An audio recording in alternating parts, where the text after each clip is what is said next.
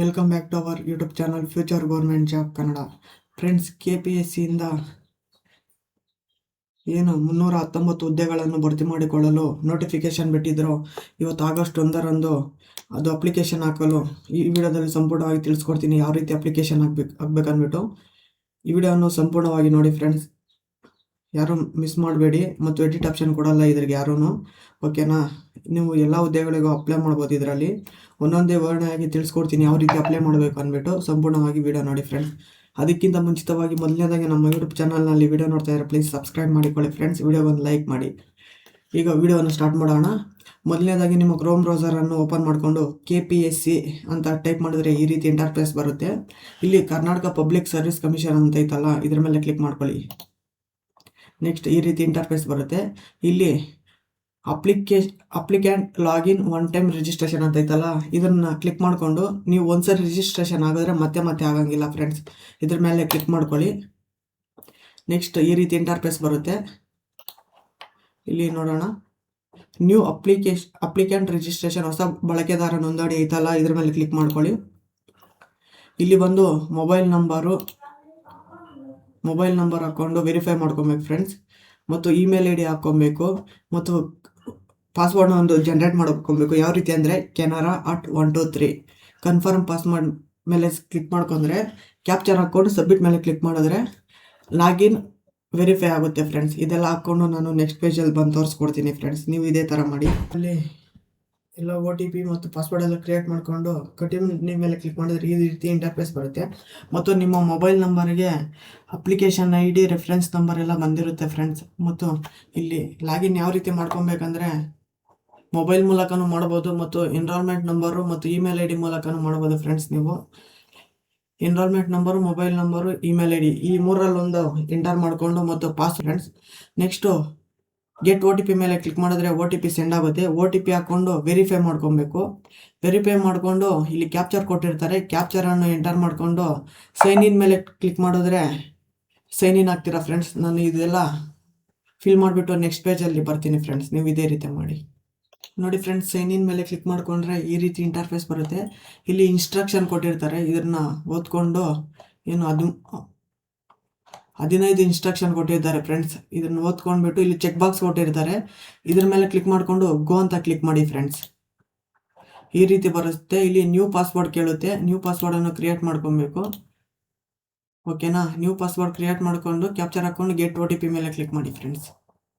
ನೋಡಿ, sign in ಆದಮೇಲೆ ಈ ರೀತಿ ಇಂಟರ್ಫೇಸ್ ಬರುತ್ತೆ. ಇಲ್ಲಿ ಅಪ್ಲಿಕೇಶನ್ ಡೀಟೇಲ್ಸ್ ರಿಜಿಸ್ಟ್ರೇಷನ್ ಅಂತ ಐತಲ್ಲ, ಇದ್ರ ಮೇಲೆ ಕ್ಲಿಕ್ ಮಾಡ್ಕೊಳ್ಳಿ ಫ್ರೆಂಡ್ಸ್. ಈ ರೀತಿ ಕ್ಲಿಕ್ ಮಾಡ್ಕೊಂಡ್ರೆ ಈ ರೀತಿ ಬರುತ್ತೆ ಇದು ಇಂಟರ್ಫೇಸು. ಇಲ್ಲಿ SSLC ವಿವರ ಕೇಳುತ್ತೆ. ಇಲ್ಲಿ ಬಂದು SSLC 10th ಇದನ್ನು ಸೆಲೆಕ್ಟ್ ಮಾಡ್ಕೊಳ್ಳಿ. ಇಲ್ಲಿ ನೆಕ್ಸ್ಟ್ ಇಲ್ಲಿ SSLC ಮ್ಯಾನ್ಯುಯಲ್ ಎಂಟ್ರಿ ಅಂತಿದೆ. ಆಮೇಲೆ SSLC passed on after 3 year ಅಂತಿದೆ. ಇಲ್ಲಿ ಮ್ಯಾನ್ಯುಯಲ್ ಎಂಟ್ರಿ ಅಂದರೆ 2003ರ ಹಿಂದೆ ಯಾರ್ಯಾರು ಪಾಸ್ ಆಗಿದ್ದಾರೋ ಅವರು ಮ್ಯಾನ್ಯುಯಲ್ ಎಂಟ್ರಿ ಮಾಡಬೇಕಾಗುತ್ತೆ. 2003ರ ಆಫ್ಟರ್ ಯಾರ್ಯಾರು ಪಾಸ್ ಆಗಿದ್ದಾರೋ ಅವರು ಇದನ್ನು ಸೆಲೆಕ್ಟ್ ಮಾಡ್ಕೊಬೋದು. ಇಲ್ಲಿ SSLC ರಿಜಿಸ್ಟರ್ ನಂಬರ್ ಹಾಕ್ಬಿಟ್ಟು ಗೆಟ್ ಡಾಟಾ ಮೇಲೆ ಕ್ಲಿಕ್ ಮಾಡಿದ್ರೆ ನಿಮ್ಮ ಅರ್ಜಿದಾರರ ಹೆಸರು, ತಂದೆ ತಾಯಿಯ ಹೆಸರು ಮತ್ತು ಲಿಂಗ ನಾವೇ ಸೆಲೆಕ್ಟ್ ಮಾಡಬೇಕಾಗುತ್ತೆ. ಮತ್ತು ಇಲ್ಲಿ ಬಂದು ಮದುವೆ ಆಗಿದ್ದೀರಾ ಅಂತ ಕೇಳುತ್ತೆ. ಮದುವೆ ಆಗಿದ್ದೀರಾ ಅಂತ ಕೊಡಿ, ಇಲ್ಲಾಂದರೆ ನೋ ಅಂತ ಕೊಡಿ ಫ್ರೆಂಡ್ಸ್, ಓಕೆನಾ? ಇಲ್ಲಿ ಬಂದು ನಿಮ್ಮ ಡೇಟ್ ಆಫ್ ಬರ್ತ್ ಬರುತ್ತೆ. ನೆಕ್ಸ್ಟ್ ಇಲ್ಲಿ ಮೊಬೈಲ್ ನಂಬರ್ ಅದೇ ರಿಜಿಸ್ಟ್ರೇಷನ್ ತೊಗೊಂಡಿರುತ್ತೆ ಮತ್ತು ಇಮೇಲ್ IDನೂ ಅದೇ ತೊಗೊಂಡಿರುತ್ತೆ. ನೆಕ್ಸ್ಟ್ ಇಲ್ಲಿ ಪರ್ಯಾಯ ಮೊಬೈಲ್ ನಂಬರನ್ನು ಹಾಕೊಬೇಕು ಇಲ್ಲಿ ನೀವು. ಮತ್ತು ಇಲ್ಲಿ ಇಮೇಲ್ ID ಆಲ್ಟರ್ನೇಟಿವ್ ಇಮೇಲ್ IDನೂ ಹಾಕೊಬೇಕಾಗುತ್ತೆ. ನೆಕ್ಸ್ಟ್ ಇಲ್ಲಿ ಗುರುತಿನ ಪುರಾವೆ ವಿವರಗಳು ಅಂತಿದೆ. ಇಲ್ಲಿ ಬಂದು ನಿಮ್ಮ ರಾಷ್ಟ್ರೀಯತೆಯನ್ನು ಸೆಲೆಕ್ಟ್ ಮಾಡ್ಕೊಬೇಕಾಗುತ್ತೆ. ಮತ್ತು ಇಲ್ಲಿ ಐಡೆಂಟಿಟಿ ಟೈಪ್ ಗುರುತಿನ ವಿಧಿ ಅಂತಿದೆ. ಇದ್ರ ಮೇಲೆ ಕ್ಲಿಕ್ ಮಾಡಿಕೊಂಡು ಆಧಾರ್ ಕಾರ್ಡ್, ಕುಟುಂಬ ID, PAN number, ration card ಇದೆ. ಇಲ್ಲಿ ನೀವು ಯಾವ್ದು ಬೇಕಾದ್ರೂ ಸೆಲೆಕ್ಟ್ ಮಾಡ್ಕೊಬೋದು. ಇಲ್ಲಿ ಆಧಾರ್ ಕಾರ್ಡ್ ಮೇಲೆ ಸೆಲೆಕ್ಟ್ ಮಾಡ್ಕೊಂಡು ಆಧಾರ್ ನಂಬರನ್ನು ಹಾಕಿ ಎಂಟರ್ ಮಾಡಿದ್ರೆ ಆಧಾರ್ ನಂಬರ್ ಹಾಕ್ಬಿಟ್ಟು KYC ಕೇಳುತ್ತೆ. ಗೆಟ್ ಡಾಟಾ ಮೇಲೆ ಕ್ಲಿಕ್ ಮಾಡಿದ್ರೆ KYCಯಲ್ಲಿ ನೀವು ಆಧಾರ್ ನಂಬರು OTP ಅನ್ನು ಸಬ್ಮಿಟ್ ಮಾಡಿದ್ರೆ ಆಟೋಮೆಟಿಕ್ಲಿ KYC ಅಪ್ಡೇಟ್ ಆಗುತ್ತೆ ಫ್ರೆಂಡ್ಸ್. ನೆಕ್ಸ್ಟ್ ಇಲ್ಲಿ ಆಧಾರ್ ನಂಬರ್ ಫ್ಲ್ಯಾಕ್ಚ್ ಆಗುತ್ತೆ. ನೆಕ್ಸ್ಟ್ ಇಲ್ಲಿ ಫೋಟೋ ಅಪ್ಲೋಡ್ ಮಾಡಬೇಕಾಗುತ್ತೆ. ಫೋಟೋ ಬಂದು 50 KB ಮಿನಿಮಮ್, ಮ್ಯಾಕ್ಸಿಮಮ್ ಬಂದು 200 KB ಇರಬೇಕಾಗುತ್ತೆ ಫ್ರೆಂಡ್ಸ್ ಫೋಟೋ. ಮತ್ತು ಸಿಗ್ನೇಚರ್ ಬಂದು 50 KB ಮಿನಿಮಮ್ ಇರಬೇಕು, ಮ್ಯಾಕ್ಸಿಮಮ್ ಬಂದು 70 KB ಒಳಗಡೆ ಇರಬೇಕು ಸಿಗ್ನೇಚರ್. ಇವೆರಡು ಅಪ್ಲೋಡ್ ಮಾಡ್ಕೊಂಡಾದ್ಮೇಲೆ ಇಲ್ಲಿ ಫೋಟೋ ಬಂದು ಆಧಾರ್ ಕಾರ್ಡಲ್ಲಿ ಯಾವ ಫೋಟೋ ಇರುತ್ತೆ ಅದೇ ಫೋಟೋ ಇಲ್ಲಿ ಫ್ಲ್ಯಾಕ್ಚ್ ಆಗಿರುತ್ತೆ ನಿಮಗೆ. ನೆಕ್ಸ್ಟ್ ಇಲ್ಲಿ ಕಾಯಂ ವಿಳಾಸ ಅದೇ ಆಧಾರ್ ಕಾರ್ಡಲ್ಲಿ ಏನಿರುತ್ತೆ ಅದೇ ಬಂದಿರುತ್ತೆ. ನೆಕ್ಸ್ಟ್ ಇಲ್ಲಿ ಬಂದರೆ ಸಂಪರ್ಕ ವಿಳಾಸ ಅಂತಿದ್ರೆ ಇಲ್ಲಿ ಬಂದು ಯಾವ ಸ್ಟೇಟ್ ಅಂದ್ಬಿಟ್ಟು ಸೆಲೆಕ್ಟ್ ಮಾಡ್ಕೊಬೇಕು. ನಾವು ಸ್ಟೇಟ್ ಸೆಲೆಕ್ಟ್ ಮಾಡ್ಕೊಂಡು ಡಿಸ್ಟಿಕ್ ಸೆಲೆಕ್ಟ್ ಮಾಡ್ಕೊಬೇಕು ಫ್ರೆಂಡ್ಸ್. ಡಿಸ್ಟಿಕ್ ಸೆಲೆಕ್ಟ್ ಮಾಡ್ಕೊಂಡು ತಾಲೂಕನ್ನು ಸೆಲೆಕ್ಟ್ ಮಾಡ್ಕೊಬೇಕು ನಿಮ್ಮದು ಯಾವ ತಾಲೂಕು ಅಂದ್ಬಿಟ್ಟು. ಇಲ್ಲಿ ಒಂದು ಸಂಪರ್ಕ ವಿಳಾಸ ಸಾಲು, ಸಂಪರ್ಕ ವಿಳಾಸ 1ನೇ ಸಾಲು ಅಂತ ಐತಲ್ಲ, ಇಲ್ಲಿ ಬಂದು ನೀವು ಮೊದಲನೇದಾಗಿ ಏನು ಫಿಲ್ ಮಾಡಬೇಕಂದ್ರೆ ಇಲ್ಲಿ ಬಂದು ನಿಮ್ಮ ಪರ್ಮನೆಂಟ್ ಆಧಾರ್ ಕಾರ್ಡಲ್ಲಿ ಏನು ವಿಳಾಸ ಇರುತ್ತೋ ಆ ವಿಳಾಸವನ್ನು ಇಲ್ಲಿ ಫಿಲ್ ಮಾಡಬೇಕಾಗುತ್ತೆ ಫ್ರೆಂಡ್ಸ್. ಈ 3ರಲ್ಲಿ ಸಂಪರ್ಕ 1, ಸಂಪರ್ಕ 2, ಸಂಪರ್ಕ 3ರಲ್ಲೂ. ನೆಕ್ಸ್ಟ್ ಇಲ್ಲಿ ನಿಮ್ಮ ಪಿನ್ ಕೋಡನ್ನು ಹಾಕ್ಕೊಬೇಕು. ನೆಕ್ಸ್ಟ್ ಇಲ್ಲಿ ಬಂದೆ ದೇಹದ ವಿವರಗಳು ಕೇಳುತ್ತೆ. ಹೈಟ್ ಎಷ್ಟಂತ ಹಾಕ್ಕೊಬೇಕು ಮತ್ತು ತೂಕ ಎಷ್ಟಂತ ಹಾಕ್ಕೊಬೇಕು. ಇಲ್ಲಿ ಎದೆ ಸುತ್ತಳತೆ ಹಾಕ್ಕೊಬೇಕು. ನೆಕ್ಸ್ಟ್ ಇಲ್ಲಿ ಎದೆ ಸುತ್ತಳತೆ ವಿಸ್ತರಿಸಿದಾಗ 85 ಅಂತ ಹಾಕ್ಕೊಳ್ಳಿ ಫ್ರೆಂಡ್ಸ್. ನೆಕ್ಸ್ಟ್ ಇಲ್ಲಿ ದೂರದೃಷ್ಟಿ ಕೇಳಿದ್ದಾನೆ. ದೂರದೃಷ್ಟಿ ಬಂದು ನಿಮ್ದು ಎಷ್ಟಿದೆ ಅಷ್ಟು ಹಾಕ್ಕೊಳ್ಳಿ ಮತ್ತು ನಿಯರ್ ವಿಷನ್ ಸಮೀಪ ದೃಷ್ಟಿ ಎಷ್ಟಿರುತ್ತೋ ಅಷ್ಟು ಹಾಕ್ಕೊಳ್ಳಿ ಫ್ರೆಂಡ್ಸ್. ನೆಕ್ಸ್ಟ್ ಇಲ್ಲಿ ಬಂದರೆ ಫಿಸಿಕಲ್ ಸ್ಟ್ಯಾಂಡರ್ಡ್ ಸಪೋರ್ಟಿಂಗ್ ಡಾಕ್ಯುಮೆಂಟ್ಸ್ ಅಂತ ಕೇಳ್ತಾ ಇದೆ. ಇದು ಬಂದು ಫ್ರೆಂಡ್ಸ್ ಇದು ಬಂದು ದೇಹದಾಢ್ಯತೆ ಸಾಮರ್ಥ್ಯದ ದಾಖಲೆ ಅಂತಿದೆ.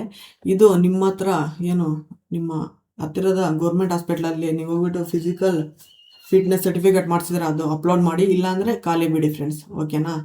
ನೆಕ್ಸ್ಟ್ ಇಲ್ಲಿ ಬಂದು ಚಾಲನಾ ಪರವಾನಿ ವಿವರ ಅಂತಿದೆ. ನೀವು ಡ್ರೈವಿಂಗ್ ಲೈಸೆನ್ಸ್ ಹೊಂದಿದ್ದೀರಾ ಅಂತ ಕೇಳ್ತಾ ಇದೆ. ನಿಮ್ಮ ಹತ್ರ ಡ್ರೈವಿಂಗ್ ಲೈಸೆನ್ಸ್ ಇದ್ದರೆ ಎಸ್ ಅಂತ ಕೊಡಿ. ಎಸ್ ಅಂತ ಕೊಟ್ಟರೆ ಮ್ಯಾನ್ಯುಯಲ್ ಎಂಟ್ರಿ ಮತ್ತು ಕಂಪ್ಯೂಟರ್ ಮೂಲಕ ಸ್ವಯಂಚಾಲಿತ ವಿವರಗಳನ್ನು ಪಡೆಯಲು ಇದನ್ನು ಕ್ಲಿಕ್ ಮಾಡಿ ಅಂತಿದೆ, ಓಕೆನಾ. ಇದರ ಬಗ್ಗೆ ಏನಂದರೆ ನೀವು ಡ್ರೈವಿಂಗ್ ಲೈಸೆನ್ಸ್ ಇದ್ದರೆ ಅದ್ರ ನಂಬರ್ ಹಾಕಿದ್ರೆ ಮ್ಯಾನ್ಯುಯಲ್ ಎಂಟ್ರಿಯಲ್ಲಿ ನೀವು ಎಂಟ್ರಿ ಮಾಡಬೇಕಾಗುತ್ತೆ. ಕಂಪ್ಯೂಟರ್ನಲ್ಲಿ ಎಂಟ್ರಿ ಆಗಿದ್ದರೆ ನಿಮ್ಮ ಡ್ರೈವಿಂಗ್ ಲೈಸೆನ್ಸು ಆಟೋಮೆಟಿಕ್ಲಿ ತಗೊಳ್ಳುತ್ತೆ ಫ್ರೆಂಡ್ಸ್, ಓಕೆನಾ. ನೆಕ್ಸ್ಟ್ ಇಲ್ಲಿ KPSCಯ ಹಿಂದಿನ ಪರೀಕ್ಷೆಗಳು ಹಾಜರಾತಿ ವಿವರ ಅಂತಿದೆ. ಅಂದರೆ ನೀವು KPSCಯಲ್ಲಿ ಈ ಹಿಂದೆ ಯಾವಾಗಾದರೂ ಎಕ್ಸಾಮ್ ಬರ್ದಿದ್ರಾ ಅಂತ ಕೇಳ್ತಾ ಇದ್ದರೆ, ಬರ್ದಿದ್ರೆ ಎಸ್ ಅಂತ ಕೊಟ್ಟರೆ ಇಲ್ಲಿ KPSC ನೋಟಿಫಿಕೇಷನ್ ನಂಬರ್ ಕೇಳುತ್ತೆ ಮತ್ತು ನಿಮ್ಮ KPSC ರಿಜಿಸ್ಟರ್ ನಂಬರ್ ಕೇಳುತ್ತೆ. ಇವೆರಡನ್ನು ಮ್ಯಾನ್ಯುಯಲ್ ಆಗಿ ಎಂಟ್ರಿ ಮಾಡಬೇಕಾಗುತ್ತೆ ಫ್ರೆಂಡ್ಸ್. ಯಾರು ಫ್ರೆಷರ್ಸ್ ಆಗಿದ್ರೆ ನೋ ಅಂತ ಕೊಡಿ ಫ್ರೆಂಡ್ಸ್, ಓಕೆನಾ. ಇಲ್ಲಿ ನೋಡೋದಾದರೆ ನೆಕ್ಸ್ಟ್ ಇಲ್ಲಿ ಗೆಜೆಟ್ ಪ್ರೊಫೆಷನರಿ ಹುದ್ದೆಗಳಿಗೆ ಅರ್ಜಿ ಸಲ್ಲಿಸಲಾದ ಪ್ರಯತ್ನಗಳ ಸಂಖ್ಯೆ ಅಂತ ಕೊಟ್ಟಿದ್ದಾನೆ. ಅಂದರೆ KPSCಗೆ ನೀವು ಎಷ್ಟು ಸಾರಿ ಅಪ್ಲಿಕೇಶನ್ ಗೆಜೆಟ್ ಪ್ರೊಫೆಷನರಿ ಹುದ್ದೆಗೆ ಎಷ್ಟು ಸಾರಿ ನೀವು ಅಪ್ಲಿಕೇಶನ್ ಹಾಕಿದ್ರೆ ಅಂದ್ಬಿಟ್ಟು ಇಲ್ಲಿ ನಂಬರ್ ಆಫ್ ಇಯರ್ ಮತ್ತು ರಿಜಿಸ್ಟರ್ ನಂಬರು ಮತ್ತು ಪ್ರಯತ್ನದ ಸಂಖ್ಯೆ ಎಷ್ಟು ಸಂಖ್ಯೆ ನೀವು ಅಟೆಂಪ್ಟ್ ಆಗಿದ್ರೆ ಅಂದ್ಬಿಟ್ಟು ಅದನ್ನು ಫಿಲ್ ಮಾಡಬೇಕಾಗುತ್ತೆ. ಫ್ರೆಷರ್ಸ್ ಆಗಿದ್ರೆ ನೋ ಅಂತ ಕೊಟ್ಟು ಸೇವ್ ಆ್ಯಂಡ್ ನೆಕ್ಸ್ಟ್ ಮೇಲೆ ಕ್ಲಿಕ್ ಮಾಡ್ಬೋದು ಫ್ರೆಂಡ್ಸ್. ಸೇವ್ ಆ್ಯಂಡ್ ನೆಕ್ಸ್ಟ್ ಮೇಲೆ ಕ್ಲಿಕ್ ಮಾಡ್ಕೊಳ್ಳಿ, ನೀವು ಇದೇ ಥರ ಮಾಡಿ friends. Next save and next ಮೇಲೆ ಕ್ಲಿಕ್ ಮಾಡ್ಕೊಂಡ್ರೆ ಈ ರೀತಿ ಪರ್ಸನಲ್ ಡೀಟೇಲ್ಸ್ ಸೇವ್ಡ್ ಸಕ್ಸಸ್ಫುಲಿ ಅಂತ ಬರುತ್ತೆ. ಓಕೆ ಅಂತ ಕೊಟ್ಟು ನೆಕ್ಸ್ಟ್ ಇಲ್ಲಿ ಇಲ್ಲ ಓಕೆ ಆಗಿದೆ ಫ್ರೆಂಡ್ಸ್. ನೆಕ್ಸ್ಟ್ ಅಂತ ಕೊಡಿ ಫ್ರೆಂಡ್ಸ್. ಈಗ ಸೇವ್ ಆ್ಯಂಡ್ ನೆಕ್ಸ್ಟ್ ಮೇಲೆ ಕ್ಲಿಕ್ ಮಾಡಿದ್ರೆ ಎಜುಕೇಷನ್ ಕ್ವಾಲಿಫಿಕೇಷನ್ ಡೀಟೇಲ್ಸ್ ಕೇಳುತ್ತೆ. ಇಲ್ಲಿ SSLC ಡೀಟೇಲ್ಸ್ ಕೇಳ್ತಾ ಹೋಗುತ್ತೆ ಫ್ರೆಂಡ್ಸ್. ಇಲ್ಲಿ ನೋಡಿ SSLC ನಂಬರು, ಯಾವ ಶಾಲೆ ಮತ್ತು ಸ್ಟೇಟು ಮತ್ತು ಫಲಿತಾಂಶ ಎಲ್ಲ ನಾವೇ ಸೆಲೆಕ್ಟ್ ಮಾಡಬೇಕಾಗುತ್ತೆ. ಮತ್ತು ಮಾರ್ಕ್ಸ್ ಬಂದು CGPನ ಇಲ್ಲಾಂದರೆ ಮಾರ್ಕ್ಸ್ ಅಂತ ಸೆಲೆಕ್ಟ್ ಮಾಡಬೇಕು. SSLCಗೆ ಬಂದು ಮಾರ್ಕ್ಸೇ ಬರೋದು, ಮಾರ್ಕ್ಸ್ ಎಲ್ಲ ಅಟ್ಯಾಚ್ ಆಗಿರುತ್ತೆ. ಇಲ್ಲಿ ಬಂದು second SSLC marks card PDF ಅನ್ನು ಅಪ್ಲೋಡ್ ಮಾಡಬೇಕಾಗುತ್ತೆ ಸ್ಕ್ಯಾನ್ ಮಾಡಿಕೊಂಡು. ಇದು 2 KB ಒಳಗಡೆ ಇರಬೇಕು ಫ್ರೆಂಡ್ಸ್, ಅದಕ್ಕಿಂತ ಜಾಸ್ತಿ ಇದ್ದರೆ ತೊಗೊಳಲ್ಲ, ಓಕೆನಾ. ಇಷ್ಟು ಅಪ್ಲೋಡ್ ಮಾಡಿಬಿಟ್ಟು ನೆಕ್ಸ್ಟ್ ಅಂತ ಕ್ಲಿಕ್ ಮಾಡಿ ಫ್ರೆಂಡ್ಸ್.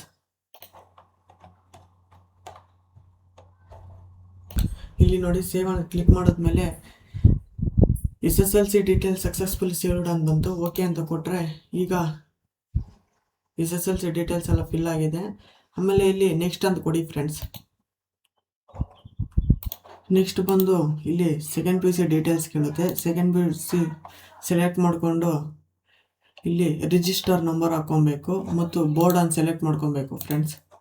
ಇಲ್ಲಿ ಬೋರ್ಡ್ ಸೆಲೆಕ್ಟ್ ಮಾಡ್ಕೊಂಡ್ರೆ ಇಲ್ಲಿ PUC manual entry pass after 2008 ಅಂತಿದೆ. ಮ್ಯಾನ್ಯುಯಲ್ ಎಂಟ್ರಿ ಅಂದರೆ 2008ರ ಹಿಂದೆ ಯಾರು ಪಾಸ್ ಆಗಿದ್ದಾರೋ ಅವರು ಮ್ಯಾನ್ಯುಯಲ್ ಎಂಟ್ರಿ ಮಾಡಬೇಕಾಗುತ್ತೆ. 2008ರ ಆಫ್ಟರ್ ಯಾರು ಪಾಸ್ ಆಗಿದ್ದಾರೋ ಅವರು ಡೇಟ್ ಆಫ್ ಫ್ಲೆಕ್ಚ್ ಆಗಿರುತ್ತೆ. ಅಕಸ್ಮಾತ್ ಏನಾದರೂ 2008ರಲ್ಲಿ ಅದರ ಮೇಲೆ ಪಾಸ್ ಆಗಿರೋ ಅಭ್ಯರ್ಥಿಗಳದ್ದು ಡೇಟಾ ಬಂದಿಲ್ಲ ಅಂದರೆ ಮ್ಯಾನ್ಯುಯಲ್ ಆಗಿ ಎಂಟ್ರಿ ಮಾಡಬೇಕಾಗುತ್ತೆ ಫ್ರೆಂಡ್ಸ್. ಇದು ನೋಡೋಣ. ಇಲ್ಲಿ ಬಂದು ರಿಜಿಸ್ಟರ್ ನಂಬರ್ ಹಾಕ್ಕೊಬೇಕು. ನೆಕ್ಸ್ಟ್ ಇಲ್ಲಿ ನಿಮ್ಮ ಕಾಲೇಜ್ ಹೆಸರು ಮತ್ತು ಸ್ಟೇಟನ್ನು ಸೆಲೆಕ್ಟ್ ಮಾಡ್ಕೊಬೇಕು. ಸೆಲೆಕ್ಟ್ ಮಾಡ್ಕೊಂಡ್ಮೇಲೆ ಇಲ್ಲಿ ಕೋರ್ಸ್ ಅಂತಿದೆ, ಕೋರ್ಸ್ಗಳನ್ನು ಸೆಲೆಕ್ಟ್ ಮಾಡ್ಕೊಬೇಕು ಮತ್ತು ಕಾಂಬಿನೇಷನ್ ನೀವು ಯಾವುದು ಕೋರ್ಸ್ ಸಂಯೋಜನೆ ಅಂತ ಇದೆಯಲ್ಲ ಇದನ್ನು ಸೆಲೆಕ್ಟ್ ಮಾಡ್ಕೊಬೇಕು ಫ್ರೆಂಡ್ಸ್ ಇದರಲ್ಲಿ. ನೆಕ್ಸ್ಟ್ ಇಲ್ಲಿ ಫಲಿತಾಂಶ ನೋಡೋದಾದರೆ ಫಲಿತಾಂಶ ಹಾಕ್ಕೊಬೇಕು. ನೆಕ್ಸ್ಟ್ ಮಾರ್ಕ್ಸ್ ಪ್ರಕಾರ ಅಂದರೆ CGPನ OGPನ ಇಲ್ಲಾಂದರೆ ಮಾರ್ಕ್ಸ್ ಅಂತಿದೆ. PUC ಬಂದು ಮಾರ್ಕ್ಸೇ ಬರೋದು, ಓಕೆನಾ. ಒಟ್ಟಾರೆ ಗಳಿಸಿರುವ ಅಂಕ ಅಂದರೆ ನೀವು ತೆಗೆದಿರುವ ಅಂಕ, ಇದು ಒಟ್ಟಾರೆ ಗರಿಷ್ಠ ಅಂಕ ಅಂದರೆ ನೀವು ಸೆಕೆಂಡ್ PUCಯಲ್ಲಿ ಎಷ್ಟು ಅಂಕಗಳಂದರೆ 600 ಅಂಕ ಇರುತ್ತೆ ಫ್ರೆಂಡ್ಸ್. ನೆಕ್ಸ್ಟ್ ಇಲ್ಲಿ ಪರ್ಸೆಂಟೇಜ್ ಆಟೋಮೆಟಿಕ್ಲಿ ಕ್ಯಾಲ್ಕುಲೇಷನ್ ಆಗುತ್ತೆ. ಇಲ್ಲಿ ಸೆಕೆಂಡ್ PUC ಮಾರ್ಕ್ಸ್ ಕಾರ್ಡನ್ನು ಡಾಕ್ಯುಮೆಂಟ್ಸ್ ಮೂಲಕ ಅಪ್ಲೋಡ್ ಮಾಡಬೇಕು ಫ್ರೆಂಡ್ಸ್. 2 MB ಇರಬೇಕಷ್ಟೇ. ಇದನ್ನೆಲ್ಲ ಅಪ್ಲೋಡ್ ಮಾಡಿದ್ಮೇಲೆ ಸೇವ್ ಕೊಟ್ಟು ಆಮೇಲೆ ನೆಕ್ಸ್ಟ್ ಕೊಟ್ಟರೆ ನೆಕ್ಸ್ಟ್ ಪೇಜ್ಗೆ ಬರುತ್ತೆ ಫ್ರೆಂಡ್ಸ್. ನೋಡಿ ಇಲ್ಲಿ SSLC ಡೀಟೇಲ್ಸ್ ಆ್ಯಡ್ ಆಗಿದೆ. ಇದೇ ರೀತಿ ನೀವು ಮಾಡಿ ಫ್ರೆಂಡ್ಸ್. ನೋಡಿ ಡೀಟೇಲ್ಸ್ ಎಲ್ಲ ಫಿಲ್ ಮಾಡ್ಕೊಂಡಿದ್ದಾದಮೇಲೆ ಇಲ್ಲಿ ಸೇವ್ ಅಂತ ಕೊಡ್ಬೇಕು ಫ್ರೆಂಡ್ಸ್. ಇಲ್ಲಿ ಶೈಕ್ಷಣಿಕ ಅರ್ಹತೆ ವಿವರಗಳು ಯಶಸ್ವಿಯಾಗಿ ಉಳಿಸಲಾಗಿದೆ ಅಂತ ಕೊಟ್ಟಿದ್ದಾರೆ. ಇಲ್ಲಿ ಕೆಳಗಡೆ ನೋಡೋದಾದರೆ SSLC ಮತ್ತು ಸೆಕೆಂಡ್ PUC ಡೀಟೇಲ್ಸ್ ಮ್ಯಾನ್ಯಲ್ ಆಗಿ ಎಂಟ್ರಿ ಆಗಿದೆ. ಈಗ ಡಿಗ್ರಿ ಡೀಟೇಲ್ಸನ್ನು ಎಂಟ್ರಿ ಮಾಡಬೇಕಾಗುತ್ತೆ ಫ್ರೆಂಡ್ಸ್. ಇಲ್ಲಿ ಬಂದು ಡಿಗ್ರಿ ಡೀಟೇಲ್ಸಲ್ಲಿ ನೀವು ಗ್ರ್ಯಾಜುಯೇಟ್ ಡಿಗ್ರಿ ಅಂತ ಐತಲ್ಲ ಇದನ್ನ ಕ್ಲಿಕ್ ಮಾಡ್ಕೊಳ್ಳಿ ಫ್ರೆಂಡ್ಸ್. ಇದನ್ನು ಕ್ಲಿಕ್ ಮಾಡ್ಕೊಂಡಿದ್ದಾದಮೇಲೆ ಇಲ್ಲಿ UG ನಂಬರ್ ಕೇಳುತ್ತೆ, ಯೂನಿವರ್ಸಿಟಿ ನಂಬರು, ಮತ್ತು ನಿಮ್ಮ ಸ್ಟೇಟು ಮತ್ತು ವಿಶ್ವವಿದ್ಯಾಲಯ ಸೆಲೆಕ್ಟ್ ಮಾಡ್ಕೊಬೇಕು, ಮತ್ತು ಕೋರ್ಸ್ ಯಾವ್ದು ಅಂದ್ಬಿಟ್ಟು ಹಾಕ್ಕೊಬೇಕು, ಮತ್ತು ಕಾಂಬಿನೇಷನ್ ಡಿಗ್ರಿಯಲ್ಲಿ ಯಾವ ಸಬ್ಜೆಕ್ಟ್ ತೊಗೊಂಡಿದ್ದೀರ ಅಂದ್ಬಿಟ್ಟು ಅದ್ರ ಬಗ್ಗೆ ಕೇಳುತ್ತೆ, ಅದು ಸೆಲೆಕ್ಟ್ ಮಾಡ್ಕೊಬೇಕು, ಮತ್ತು ಪಾಸ್ಡ್ ಫಲಿತಾಂಶ ಕೇಳುತ್ತೆ, ಪಾಸ್ ಆಫ್ ಫೈಲ್ ಅಂದ್ಬಿಟ್ಟು ಅದು ಹಾಕ್ಕೊಬೇಕು, ಮತ್ತು CGPನ ಇಲ್ಲಾಂದರೆ ಮಾರ್ಕ್ಸ್ ಅಂತ ಕೇಳುತ್ತೆ, CGP ಅಂತ ಹಾಕ್ಕೊಳ್ಳಿ ಫ್ರೆಂಡ್ಸ್ ಇದು, ಮತ್ತು ಒಟ್ಟಾರೆ ಗಳಿಸಿರುವ ಅಂಕ ಅಂತ ಕೇಳುತ್ತೆ, ಟೋಟಲ್ ಮಾರ್ಕ್ಸ್ ಹಾಕ್ಕೊಬೇಕು, ಮತ್ತು ಒಟ್ಟಾರೆ ಗರಿಷ್ಠ ಅಂಕ ನಿಮಗೆ ಎಷ್ಟು ಅಂಕಗಳು ಗರಿಷ್ಠ ಅಂಕ ಇದೆ ಅಂದ್ಬಿಟ್ಟು ಅದು ಹಾಕ್ಕೊಬೇಕು, ಮತ್ತು ಇಲ್ಲಿ CGP ಶೇಕಡವಾರು ಇದನ್ನು ಕ್ಯಾಲ್ಕುಲೇಷನ್ ಹಾಕ್ಕೊಬೇಕು, ಮತ್ತು ಕ್ವಾಲಿಫಿಕೇಷನ್ ಸಪೋರ್ಟಿಂಗ್ ಡಾಕ್ಯುಮೆಂಟ್ಸ್ ಅಂದರೆ 6 SEM ನಿಮ್ಮ ಏನು ಫೈನಲ್ ಇಯರ್ 6 SEM ಡಾಕ್ಯುಮೆಂಟ್ಸ್ ಇರುತ್ತೋ ಅದನ್ನು ಇಲ್ಲಿ ಅಪ್ಲೋಡ್ ಮಾಡಬೇಕಾಗುತ್ತೆ ಫ್ರೆಂಡ್ಸ್. ಮತ್ತು ಇಲ್ಲಿ ಕೋರ್ಸ್ ಡ್ಯೂರೇಷನ್ ಅಂತಿದೆ. ಇಲ್ಲಿ ಬಂದು ನೀವು 3 ವರ್ಷನ NEP ವರ್ಗಾಗಿದ್ದರೆ 4 ವರ್ಷ ಇರುತ್ತೆ, NEP ವರ್ಗಿಲ್ಲ ಅಂದರೆ 3 ವರ್ಷ ಸೆಲೆಕ್ಟ್ ಮಾಡ್ಕೊಬೇಕು ಫ್ರೆಂಡ್ಸ್.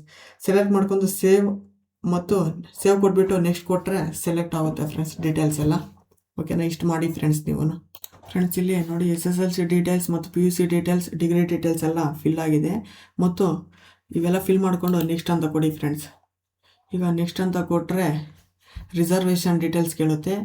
ಇಲ್ಲಿ ನೋಡೋಣ, ನೀವು ಮೀಸಲಾತಿ ಕ್ಲೈಮ್ ಮಾಡುತ್ತಿದ್ದೀರಾ ಅಂತಿದ್ರೆ ಎಸ್ ಇದ್ದರೆ ಎಸ್ ಕೊಡಿ. ಎಸ್ ಕೊಟ್ಟರೆ ನೀವು ಮ್ಯಾನ್ಯುಯಲ್ ಎಂಟ್ರಿ ಇಲ್ಲಾಂದರೆ ಸಿಸ್ಟಮ್ಯಾಟಿಕ್ ಕಂಪ್ಯೂಟರ್ ಮೂಲಕ ಸ್ವಯಂಚಾಲಿತ ವಿವರಗಳನ್ನು ಪಡೆಯಲು ಇದನ್ನು ಕ್ಲಿಕ್ ಮಾಡಿ ಅಂತ ಕೊಟ್ಟಿದ್ದಾರೆ. ಇದನ್ನು ಕ್ಲಿಕ್ ಮಾಡಿದ್ರೆ RD ನಂಬರ್ ಕೇಳುತ್ತೆ. ನಿಮ್ಮ RD ನಂಬರ್ ಹಾಕಿ ಗೆಟ್ ಡೇಟಾ ಮೇಲೆ ಕ್ಲಿಕ್ ಮಾಡ್ಕೊಳ್ಳಿ ಫ್ರೆಂಡ್ಸ್, ಆಗ ನಿಮ್ಮ RD ನಂಬರ್ ಡೀಟೇಲ್ಸ್ ಎಲ್ಲ ಬರುತ್ತೆ. ನೆಕ್ಸ್ಟ್ ಇಲ್ಲಿ ನೀವು ಮಾಜಿ ಸೈನಿಕರೇ ಅಂತ ಇದೆ, ಎಸ್ ಇದ್ದರೆ ಎಸ್ ಕೊಡಿ, ಇಲ್ಲಾಂದರೆ ನೋ ಇದ್ದರೆ ನೋ ಕೊಡಿ ಫ್ರೆಂಡ್ಸ್. ಆಮೇಲೆ ಇಲ್ಲಿ are you claiming rural reservation ಅಂತಿದೆ, ನೀವು ಗ್ರಾಮೀಣ ಅಭ್ಯರ್ಥಿ ಇದ್ದರೆ ಎಸ್ ಅಂತ ಕೊಡಿ, ಇಲ್ಲ ಅಂದರೆ ನೋ ಅಂತ ಕೊಡಿ ಫ್ರೆಂಡ್ಸ್. ಗ್ರಾಮೀಣ ಅಭ್ಯರ್ಥಿ ಇದ್ದರೆ ಅದರದ್ದು ಡೀಟೇಲ್ಸ್ PDF ಅನ್ನು ಅಪ್ಲೋಡ್ ಮಾಡಲು ಕೇಳುತ್ತೆ, ಇದ್ದರೆ ಅಪ್ಲೋಡ್ ಮಾಡಿ ಫ್ರೆಂಡ್ಸ್. ನೆಕ್ಸ್ಟ್ ನೀವು ಯೋಜನಾ ನಿರಾಶ್ರಿತ ಅಭ್ಯರ್ಥಿ ಮೀಸಲಾತಿ ಕೋರುತ್ತಿದ್ದೀರಾ ಅಂತಿದೆ, ಎಸ್ ಇದ್ದರೆ ಎಸ್ ಕೊಡಿ, ನೋ ಇದ್ದರೆ ನೋ ಕೊಡಿ. ನೆಕ್ಸ್ಟ್ ನೋಡೋದಾದರೆ ನೀವು ಕನ್ನಡ ಮಾಧ್ಯಮದ ವಿದ್ಯಾರ್ಥಿ ಮೀಸಲಾತಿ ಪಡೆಯುತ್ತಿದ್ದೀರಾ ಅಂತಿದೆ, ಎಸ್ ಇದ್ದರೆ ಎಸ್ ಕೊಡಿ, ನೋ ಇದ್ದರೆ ನೋ. ಆಮೇಲೆ ನೀವು ಹೈದರಾಬಾದ್ ಕರ್ನಾಟಕ ಅಂದರೆ ಕಲ್ಯಾಣ ಕರ್ನಾಟಕ ಮತ್ತು ಕಲ್ಯಾಣ ಕರ್ನಾಟಕದವರಿಗೆ ಇಲ್ಲಿ ಸೆಲೆಕ್ಟ್ ಮಾಡ್ಕೊಬೇಕು ಫ್ರೆಂಡ್ಸ್. ಕಲ್ಯಾಣ ಕರ್ನಾಟಕದವರಾಗಿದ್ದರೆ ಎಸ್ ಕೊಡಬೇಕು, ಕಲ್ಯಾಣ ಕರ್ನಾಟಕ ಆಗಿದ್ದರೆ ನೋ ಕೊಡಬೇಕು ಫ್ರೆಂಡ್ಸ್. ನೆಕ್ಸ್ಟ್ ಇಲ್ಲಿ ನೋಡೋದಾದರೆ ವಯೋಮಿತಿ ಸಡಿಲಿಕೆ ರಿಸರ್ವೇಷನ್, ಇಲ್ಲಿ ಎಸ್ ಇದ್ದರೆ ಎಸ್ ಕೊಡಿ, ನೋ ಇದ್ದರೆ ನೋ ಕೊಡಿ ಫ್ರೆಂಡ್ಸ್. ಆಮೇಲೆ ಇಲ್ಲಿ ಆರ್ ಯು ಗೌರ್ಮೆಂಟ್ ಎಂಪ್ಲಾಯ್ ಅಂತಿದ್ರೆ ಎಸ್ ಇದ್ದರೆ ಎಸ್ ಕೊಡಿ, ಅದ್ರ ಬಗ್ಗೆ ಡೀಟೇಲ್ಸ್ ಕೇಳುತ್ತೆ, ಡೀಟೇಲ್ಸ್ ಎಲ್ಲ ಫಿಲ್ ಮಾಡಿ. ಇಲ್ಲಿ ನಾನು ನೋ ಅಂತ ಕೊಡ್ತಾ ಇದ್ದೀನಿ ಫ್ರೆಂಡ್ಸ್. ಆಮೇಲೆ ನೀವು ವಿಕಲಚೇತನ ಅಭ್ಯರ್ಥಿ ಅಂತಿದೆ, ಇದ್ರ ಬಗ್ಗೆ ಎಸ್ ಇದ್ದರೆ ಎಸ್ ಕೊಡಿ, ಅದ್ರ ಬಗ್ಗೆ ಡೀಟೇಲ್ಸ್ ಕೇಳುತ್ತೆ, ಡೀಟೇಲ್ಸ್ ಫಿಲ್ ಮಾಡಿಬಿಟ್ಟು ಸೇವ್ ಆ್ಯಂಡ್ ನೆಕ್ಸ್ಟ್ ಕೊಡಿ ಫ್ರೆಂಡ್ಸ್. ಇದೇ ಥರ ಫಿಲ್ ಮಾಡಿ ಫ್ರೆಂಡ್ಸ್. ನಾನು ಇವೆಲ್ಲ ಫಿಲ್ ಮಾಡಿಬಿಟ್ಟು ನೆಕ್ಸ್ಟ್ ಪೇಜಲ್ಲಿ ಬರ್ತೀನಿ ಫ್ರೆಂಡ್ಸ್. ಇಲ್ಲಿ ನೋಡಿ ಮೀಸಲಾತಿ ವಿವರವನ್ನು ಯಶಸ್ವಿಯಾಗಿ ಉಳಿಸಲಾಗಿದೆ ಅಂತ ಕೊಟ್ಟಿದ್ದಾರೆ, ಓಕೆ ಅಂತ ಕ್ಲಿಕ್ ಮಾಡ್ಕೊಳ್ಳಿ. ಈಗ ಬಂದು ನಿಮ್ಮ ಡೀಟೇಲ್ಸ್ ಎಲ್ಲ ಫಿಲ್ ಆಗಿದೆ ಫ್ರೆಂಡ್ಸ್. ಈಗ ನೆಕ್ಸ್ಟ್ ಅಂತ ಕೊಡಿ ಫ್ರೆಂಡ್ಸ್. ಇಲ್ಲಿ ಕೆಲಸದ ಅನುಭವ ವಿವರಗಳು ಎಕ್ಸ್ಪೀರಿಯನ್ಸ್ ಡೀಟೇಲ್ಸ್ ಕೇಳುತ್ತೆ, ಏನಾದರೂ ನೀವು ಎಕ್ಸ್ಪೀರಿಯನ್ಸ್ ಡೀಟೇಲ್ಸ್ ಇದ್ದರೆ ಇದರಲ್ಲಿ ಮ್ಯಾನ್ಯುಯಲ್ ಆಗಿ ಎಂಟ್ರಿ ಮಾಡ್ಬೋದು ಫ್ರೆಂಡ್ಸ್. ನಾನು ಇಲ್ಲಿ ನೋ ಅಂತ ಕೊಟ್ಟು ಸೇವ್ ಕೊಡ್ತೀನಿ. ಇಲ್ಲಿ ಕೆಲಸದ ಅನುಭವದ ವಿವರ ಯಶಸ್ವಿಯಾಗಿ ಉಳಿಸಲಾಗಿದೆ ಅಂತ ಕೊಟ್ಟಿದ್ದಾರೆ, ಓಕೆ ಅಂತ ಕೊಡಿ. ಮತ್ತು ಇಲ್ಲಿ ನೆಕ್ಸ್ಟ್ ಅಂತ ಕೊಡಿ ಫ್ರೆಂಡ್ಸ್. ಈಗ ಇಲ್ಲಿ ನೋಡೋದಾದರೆ ಇತರೆ ವಿವರಗಳು ಅಂತ ಕೊಟ್ಟಿದ್ದಾರೆ. ಇಲ್ಲಿ ನೋಡೋಣ, ನೀವು ಯಾವುದೇ ಕ್ರಿಮಿನಲ್ ಪ್ರಕರಣಗಳಲ್ಲಿ ಶಿಕ್ಷೆಗೆ ಒಳಗಾಗಿದ್ದೀರಾ ಅಂತ ಕೇಳ್ತಾ ಇದೆ. ಇಲ್ಲಿ ಎಸ್ ಇದ್ರೆ ಎಸ್ ಕೊಡಿ, ಇಲ್ಲಾಂದ್ರೆ ನೋ ಅಂತ ಕೊಡಿ. ಮತ್ತು ಇಲ್ಲಿ KPSC ಅಥವಾ ಯಾವುದೇ ಇತರೆ ಪ್ರಕ್ರಿಯೆಯಿಂದ ನೀವು ಡಿಬಾರ್ ಮಾಡಲಾಗಿದೆಯಾ ಅಂತ ಕೇಳಿದ್ದಾರೆ. ಎಸ್ ಇದ್ರೆ ಎಸ್ ಕೊಡಿ, ನೋ ಇದ್ರೆ ನೋ ಕೊಡಿ ಫ್ರೆಂಡ್ಸ್. ಇವೆರಡು ಫಿಲ್ ಮಾಡಿದ್ದಾದ್ಮೇಲೆ ಸೇವ್ ಕೊಡಿ ಫ್ರೆಂಡ್ಸ್. ಇಲ್ಲಿ ನೋಡಿ, ಇತರ ವಿವರಗಳನ್ನು ಯಶಸ್ವಿಯಾಗಿ ಉಳಿಸಲಾಗಿದೆ ಅಂತ ಕೊಟ್ಟಿದ್ದಾನೆ. ಓಕೆ ಅಂತ ಕೊಡಿ. ನೆಕ್ಸ್ಟ್ ಅಂತ ಕ್ಲಿಕ್ ಮಾಡಿ ಫ್ರೆಂಡ್ಸ್. ಇಲ್ಲಿ ನೋಡಿ, ಕಡ್ಡಾಯ ಕನ್ನಡ ಪರೀಕ್ಷೆ ಬಗ್ಗೆ ಕೊಟ್ಟಿದ್ದಾನೆ. ಇಲ್ಲಿ ನೋಡೋದಾದ್ರೆ ನಿಮ್ಮ ಶಿಕ್ಷಣದಲ್ಲಿ ಕನ್ನಡ ಭಾಷೆ ಅಧ್ಯಯನ ಮಾಡಿದ್ದೀರಾ ಅಂತ ಕೊಟ್ಟಿದ್ದಾನೆ. ಅಂದರೆ ನೀವು SSLC 1ನೇ ತರಗತಿಯಿಂದ SSLC ಫಸ್ಟ್ PUC ಸೆಕೆಂಡ್ PUCಯಲ್ಲಿ ಕನ್ನಡ ಅಧ್ಯಯನ ಮಾಡಿದರೆ ಎಸ್ ಅಂತ ಕೊಡಿ ಫ್ರೆಂಡ್ಸ್. ಎಸ್ ಅಂತ ಕೊಡಿ. ಓಕೆನಾ? ಎಸ್ ಕೊಟ್ರೆ ನೀವು ಇಲ್ಲಿ ನೋಡೋದಾದ್ರೆ ಅಧ್ಯಯನ ಮಾಡಿದ ಒಂದನ್ನು ಆಯ್ಕೆ ಮಾಡಿ ಅಂತ ಕೇಳಿದ್ದಾನೆ. ಇಲ್ಲಿ SSLC ಇಲ್ಲಾಂದ್ರೆ ಎಕ್ಸಾಮಿನೇಷನ್ ಹೈಯರ್ ಲೆವೆಲ್ SSLC ಅಂತ ಕೊಡಿ ಫ್ರೆಂಡ್ಸ್. SSLCಯಲ್ಲಿ ನೀವು ಫಸ್ಟ್ ಲ್ಯಾಂಗ್ವೇಜ್ ಸೆಕೆಂಡ್ ಲ್ಯಾಂಗ್ವೇಜ್ ಅಂತ ಕೇಳ್ತಾನೆ ಕನ್ನಡ ಭಾಷೆನ. ಇಲ್ಲಿ ಯಾವ ಲ್ಯಾಂಗ್ವೇಜ್ ಅಂದ್ಬಿಟ್ಟು ನೀವು ಸೆಲೆಕ್ಟ್ ಮಾಡ್ಕೊಳ್ಳಿ. ಓಕೆನಾ? ಇಲ್ಲಿ SSLC ರಿಜಿಸ್ಟರ್ ನಂಬರು ಮತ್ತು ಅಂಕಪಟ್ಟಿಯನ್ನು ಕೇಳುತ್ತೆ. ಎರಡನ್ನು ಅಪ್ಲೋಡ್ ಮಾಡಿಬಿಟ್ಟು ಫೈನಲ್ ಸಬ್ಮಿಟ್ ಮಾಡಿ ಫ್ರೆಂಡ್ಸ್. ಅದಕ್ಕಿಂತ ಮುಂಚಿತವಾಗಿ ಪ್ರಿವ್ಯೂ ನೋಡ್ಕೊರಿ. ಪ್ರಿವ್ಯೂ ಪ್ರಿಂಟ್ ಡಾಕ್ಯುಮೆಂಟ್ಸ್ ಮೇಲೆ ಕ್ಲಿಕ್ ಮಾಡ್ಕೊಳ್ಳಿ. ಅದನ್ನು ತೋರಿಸ್ಕೊಡ್ತೀನಿ ಯಾವ ರೀತಿ ಅಂತ. SSLC ರಿಜಿಸ್ಟರ್ ನಂಬರ್ ಹಾಕ್ಕೊಳ್ಳೋಣ ಫ್ರೆಂಡ್ಸ್. ಫಸ್ಟ್ ಈಗ ನೋಡಿ, ಇಲ್ಲಿ SSLC ರಿಜಿಸ್ಟರ್ ನಂಬರ್ ಮತ್ತು ಅಂಕಪಟ್ಟಿಯನ್ನು 2 KB ಕಡಿಮೆ ಇರಲಿ ಫ್ರೆಂಡ್ಸ್. ಅದಕ್ಕಿಂತ ಜಾಸ್ತಿ ಆದ್ರೂ ತಗೊಳಲ್ಲ. ಆಮೇಲೆ ಸೇವ್ ಕೊಟ್ಟು ನೋಡಿ, ಕನ್ನಡ ಭಾಷಾ ಪರೀಕ್ಷೆ ವಿವರಗಳನ್ನು ಯಶಸ್ವಿಯಾಗಿ ಉಳಿಸಲಾಗಿದೆ ಅಂತ ಕೊಟ್ಟಿದ್ದಾರೆ. ಇಲ್ಲಿ ಓಕೆ ಅಂತ ಕೊಟ್ಟು ಇಲ್ಲಿ ಪ್ರಿವ್ಯೂ ಪ್ರಿಂಟ್ ಡಾಕ್ಯುಮೆಂಟ್ಸ್ ಅಂತಿದೆಯಲ್ಲ, ಇದ್ರ ಮೇಲೆ ಕ್ಲಿಕ್ ಮಾಡ್ಕೊಳ್ಳಿ ಫ್ರೆಂಡ್ಸ್. ನೋಡಿ, ಪ್ರಿವ್ಯೂ ಪ್ರಿಂಟ್ ಡಾಕ್ಯುಮೆಂಟ್ಸ್ ಮೇಲೆ ಕ್ಲಿಕ್ ಮಾಡ್ಕೊಂಡ್ರೆ ಎಲ್ಲ ಒಂದ್ಸರಿ ಡೀಟೇಲ್ಸ್ ಇಲ್ಲಿ ಬರುತ್ತೆ. ಈ ರೀತಿ ಬಂದ ಮೇಲೆ ನೀವು ಏನು ಮಾಡ್ಬೇಕಂತ ಹೇಳ್ತೀನಿ. ಪ್ರಿಂಟ್ ತಗೊಳ್ಳಿ ಫ್ರೆಂಡ್ಸ್. ಒಂದ್ಸರಿ ಪ್ರಿಂಟ್ ತಗೊಂಡು ಎಲ್ಲ ಚೆಕ್ ಮಾಡ್ಕೊಳ್ಳಿ. ಓಕೆನಾ? ಮತ್ತೆ ಬ್ಯಾಕ್ ಬಂದು ನಿಮ್ಮ ಡೀಟೇಲ್ಸ್ ಎಲ್ಲ ನೋಡಿಕೊಂಡು ಎಲ್ಲ ಸೇವ್ ಕೊಡಿ ಫ್ರೆಂಡ್ಸ್. ಡೀಟೇಲ್ಸ್ ಎಲ್ಲ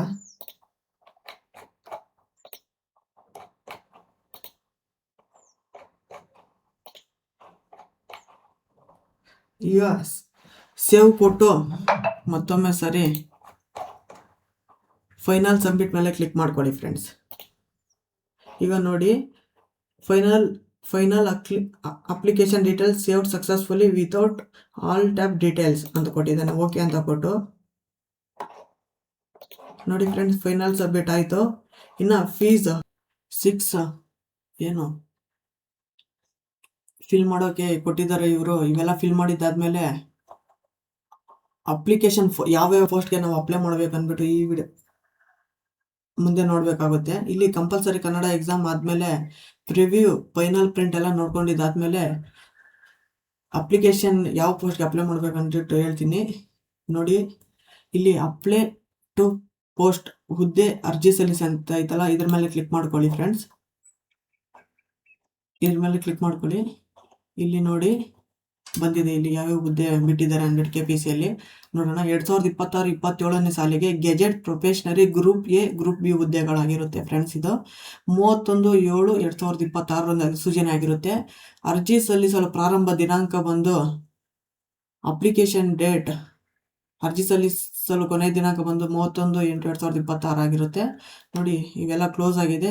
ಇದೊಂದು ಮಾತ್ರ ಪ್ರೊಫೆಷನರಿ ಗ್ರೂಪ್ A ಗ್ರೂಪ್ B ಹುದ್ದೆಗಳು ಮಾತ್ರ ಬಿಟ್ಟಿದ್ದಾರೆ ಫ್ರೆಂಡ್ಸ್. ನೋಡಿ ಫ್ರೆಂಡ್ಸ್, ಈ ಗ್ರೂಪ್ A ಗ್ರೂಪ್ B ಹುದ್ದೆಗೆ ಅಪ್ಲೈ ಪೋಸ್ಟ್ ಮೇಲೆ ಕ್ಲಿಕ್ ಮಾಡ್ಕೊಳ್ಳಿ. ಇಲ್ಲಿ ಕೇಳುತ್ತೆ, ನೀವು ಅಧಿಸೂಚನೆಯಲ್ಲಿ ಹುದ್ದೆಗೆ ಅರ್ಜಿ ಸಲ್ಲಿಸಲು ಖಚಿತವಾಗಿ ಬಯಸುವಿರಾ ಅಂತಿದೆ.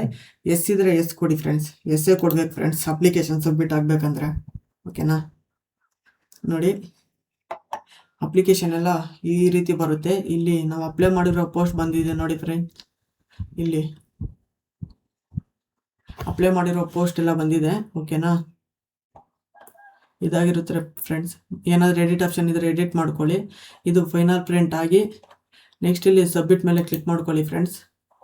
ಇಲ್ಲಿ application successfully submitted, application reference number ಎಲ್ಲ ಬಂದಿರುತ್ತೆ. ನಿಮಗೆ ಮೆಸೇಜು ಬಂದಿರುತ್ತೆ ಫ್ರೆಂಡ್ಸ್ ಅದು. ಓಕೆನಾ? ಅಪ್ಲಿಕೇಶನ್ ಸಕ್ಸಸ್ಫುಲ್ ಆಯಿತು. ಈಗ ಫ್ರೆಂಡ್ಸ್ ಇಷ್ಟು ಫ್ರೆಂಡ್ಸ್ ಅಪ್ಲಿಕೇಶನ್ ಹಾಕೋದು ಗ್ರೂಪ್ A ಗ್ರೂಪ್ B ಹುದ್ದೆಗಳಿಗೆ 2026 ಇಯರ್ನಲ್ಲಿ KPSCಯಲ್ಲಿ ಬಿಟ್ಟಿರೋ ಹುದ್ದೆಗಳಿಗೆ. ಓಕೆನಾ? ಕೊಟ್ಟಿದ್ರೆ ಪ್ಲೀಸ್ ಕಾಮೆಂಟ್ ಮಾಡಿ ಫ್ರೆಂಡ್ಸ್, ನಾನು ರಿಪ್ಲೈ ಮಾಡ್ತೀನಿ. ಓಕೆನಾ? ಪ್ಲೀಸ್ 1K ಸಬ್ಸ್ಕ್ರೈಬ್ ಮಾಡಿ ಫ್ರೆಂಡ್ಸ್. ಯಾರು ಸಬ್ಸ್ಕ್ರೈಬೇ ಮಾಡ್ತಾ ಇಲ್ಲ. Thank you for watching friends.